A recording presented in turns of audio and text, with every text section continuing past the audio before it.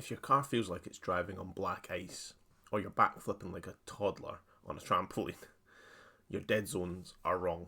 Let's fix it. Right, listen, dead zones and sensitivity are the secret sauce of Rocket League. You can have mechanics of a grand champ, but if your settings are scuffed, you'll control your car like a gran trying to park a bus. So today, I'm going to give you the best dead zone and sensitivity settings for 2026. They're going to be simple, fast, and actually explained like a normal human. First things first, you're on the menu, you go to settings, you go to controls. This is where you're going to be sorting this all out. But first, what is dead zone? So this one here, controller dead zone. Now, it decides how much you need to move your stick before your car reacts. Too high, you'll turn like a fridge. Too low, you'll be flipping more like a Scottish pancake on Shrove Tuesday. Okay. And Dodge Dead Zone, that's the one that stops you doing accidental backflips every time you breathe on your stick, alright? So that's this one down here. So to start with, for 2026 in Rocket League, the sweet spot for controller dead zone is between 0.04 and 0.06. Low enough for control, high enough to stop your car from having a panic attack though. For Dodge Dead Zone, the sweet spot is 0.7 and 0.8.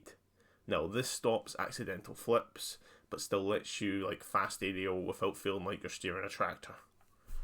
For steering sensitivity at the top, go for 1.2 to 1.6. If you go higher, you turn faster, but you're also likely to miss the ball faster as well. So if you want to avoid whiffs, get this one right, steering sensitivity. And then for aerial sensitivity, it's between 1.4 and 1.8.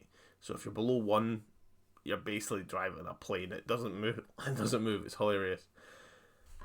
I will put on recommendations on the screen for based on what rank you are, what I think all those settings should be for you. So if you're bronze to gold, platinum to diamond, champ or above. Now, these are not set in stone. You can adjust and slightly change them based on your own preference, but those are generally the rule best ones. Like I say, with bronze to gold, you need a lot of stability, so you keep it simple. That's why you go for those ones. Whereas platinum to diamond, you're starting to rotate a little bit more. You're starting to do aerials and you want to be a bit more twitchy. Those will be better. And then, of course, if you're champ or above, you're very good at the game. You're sweaty, you're grinding, you're shouting at your teammates. You want to be having the most control you can have. Here are the settings I think you should start with. Dead Zone 0.05, Dodge Dead Zone 0.75, Steering Sensitivity 1.4, and Aerial Sensitivity 1.6. Now, you tweak depending on your controller and also your sanity levels. Now, if you want to see these settings in action and watch me absolutely bottle it with a Scottish accent, check out episode 1, 2, or 3 of my Rocket League series that's coming out.